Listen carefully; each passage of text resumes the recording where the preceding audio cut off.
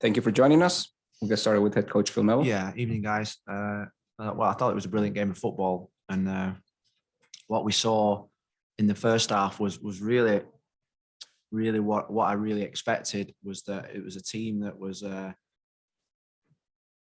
nervous.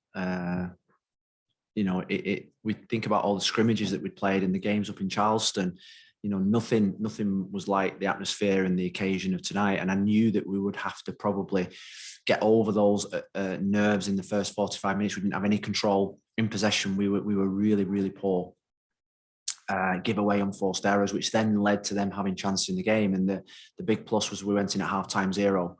In the second half, it was as if at half-time we got to half-time and they thought, well, actually, this is not bad. I can play in this level, and I relate it to when your kids are swimming and you throw them in the deep end and say, "Well, I'll just go and swim." In the first half, we threw them into deep end, and it was a little bit of nerves and panic, and but we expected that. We knew when we constructed this team. There was 9 debuts tonight. That these occasions at this football club are like playoff games, and there's pressure, there's expectation, there's people watching, there's people around the stadium that are famous that they've probably never experienced before. But in the second half, I thought we were absolutely outstanding.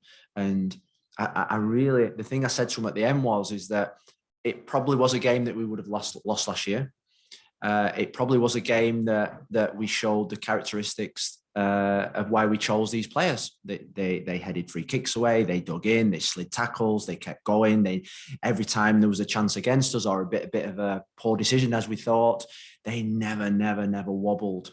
And that I was sure of. And in the second half, I thought we were the better team. We created the better chances. If you think about the overall situation in the game, our keeper made 3 brilliant saves, and I thought their keeper made 3 brilliant saves. So really, me and Ezra probably sit here now thinking it was probably a draw was a fair result between two teams that I thought showed real quality. You think about their front two, the 10 and the Shabilko and Shaqiri. It always was a threat, always was a danger. And second half, I thought our players thought, well, I think I can play against these guys now and without any fear. And that's what we need to continue to do. We'll start with questions. If you have a question, please raise your hand. We'll start with Lauren, then Michelle, then Franco. Hi, Lauren. I was up in the North Stand and they definitely came out the show tonight. How is that having that atmosphere motivating her team? Well, I looked to my left as the game kicked off, and it was incredible, the amount of fans in that North Stand.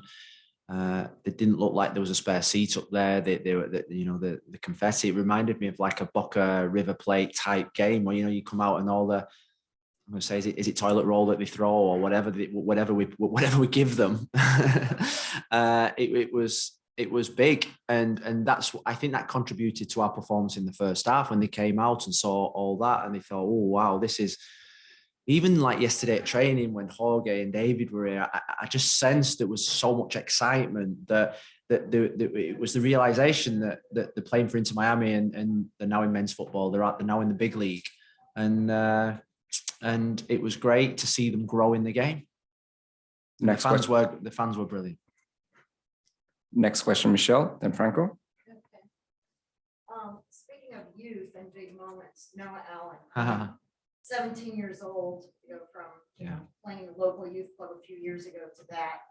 Can you just talk about the decision to move him up, to play him today, and to start him in that kind of a situation, considering everything you're saying? Why did you think that he'd be able to handle it, and how do you think he did?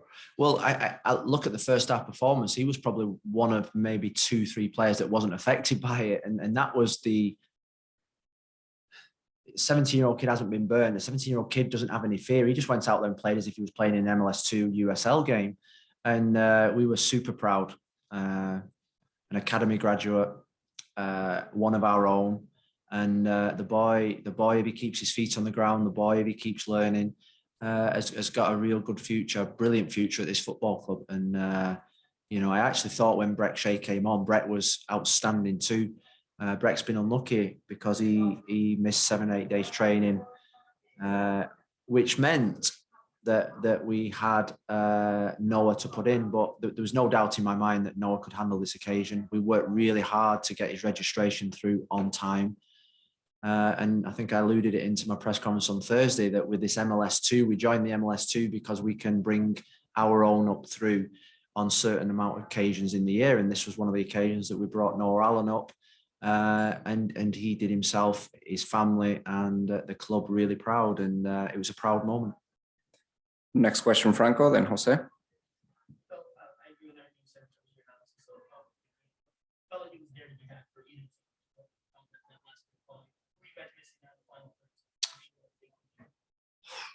In the final third, well, I thought we got in some really good positions. A lot of our chances were probably from outside the box with shots. And, think about the first pass Gonzalo played through to Ariel Lassiter, and he just didn't quite get the first touch right. The pass that Gonzalo played to Campagna in the second half, when I think just a little bit of composure, take a touch and hit it in. But the good thing was Lassiter and Campagna both had chances in the game. You think about Campagna in the first 5 minutes, header hit the bar, I thought he should have scored.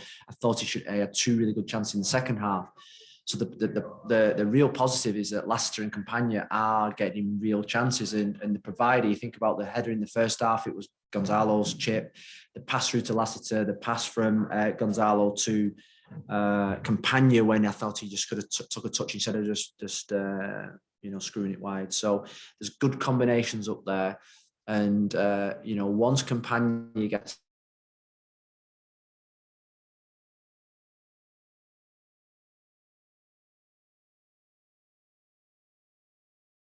in there, because there's no way he should have got on the pitch, but they've got that much quality, and once they get up to the rhythm and the speed of the game, I think we'll see some really good final third play. You mentioned nerves were a part of that first. And I'm just wondering, how do you flip the switch? Do you go to leadership? Do you talk to the players at halftime? Did they recognize the moment that they were now able to do the things that they didn't do? Well, I think it's like anything. It's just repetition. I think it's repetition. It's going out there again. It's like I say. I think in the first half, they probably came in at half time and thought, oh, dear me, I probably didn't do myself justice, probably let the occasion get to me. And actually, it wasn't that difficult for me to play out there. So come on, let's get out there and play. So what I said to them at half time was the message that I said to them 2-3 hours before the game: we've brought you to this football club because we trust you. Go out there and have the total 100% belief that we trust and believe in you. Go and play your game. And that's what we said to him at halftime. I just reiterated those words. I trust you. I believe in you. We brought you to the club because we believe you can do a certain job. I only want you to do that. Nothing more, nothing less. And, you think about leadership in the second half. I thought Gregory was the leader in the second half. He won every second ball. He drove the team forward. And everybody else seemed to get, you think about Gonzalo, Yedlin and Gregory. Everyone seemed to get confidence from our leaders, showing their leadership and experience. And I thought that was really important. Next question, Ian, then we'll go back to Michelle. I'm just curious on your opinion on the penalty that went to VAR and whatever explanation you might have gotten as to why it was. There's no contact, we got told. Was the contact? I've not seen it. No, let the referee give it. He went over it. He looked at VAR. The words that were getting, that there was minimal contact. So I'd say that it was a good decision. Good decision. It's what VAR is there for. It's why we invest so much money to get the big decisions right. And the referee and the VAR got the big decision right. So that's what we wanted. Next question, Michelle, then Mike DiPasquale. Okay.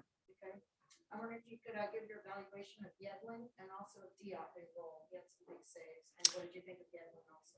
Yedlin, I thought second half in particular looked like a DP player. He looked like someone that was going to be a match winner for us. You think about the speed in which he transitioned. We said to Jairo Quinteros at half time, just keep giving the ball to Yedlin. Keep giving the ball to Yedlin. The first half, he was refusing that pass. And he played like a DP USA best right back in the league. And there's still loads more to come, but he looked a top player. Diop, Diop trained with us for 3 months, maybe 4 months last year. He paid his own way, paid his own hotel, you know, and he just wanted to come and train with us to keep fit. And then when we released John McCarthy in the summer in the off season, we wanted experience. We wanted someone that was really good with his feet, and we wanted someone with personality that could play when Nick wasn't going to play. And we knew that Diop, you know, was probably going to start the season.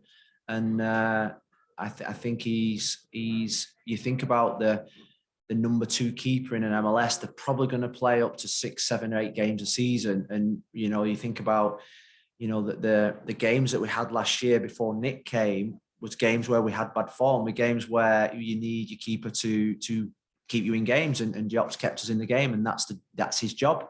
And I've got to say, Drake Callender was really, really unlucky not to, you know, he was pushing all the way, but we just went with the experience of Diop, and he was probably our best player on the night. And I've got to say, Motta grew into the game. Motta, I think, showed in the second half what we've seen all pre-season. He's going to be a big player for us. Last question, Mike DiPasquale. Thank you, Rafa. Hello, Coach. I know the result that you may have wanted wasn't there tonight, but you also said that a year ago you probably would have lost this game. And a couple of days ago, you talked about, these are my boys. These are the players that I wanted. The individuals that were here last year are gone. This team will play as a team. That second half, it seemed like everyone was willing to help each other to create those chances. Did you see the same thing?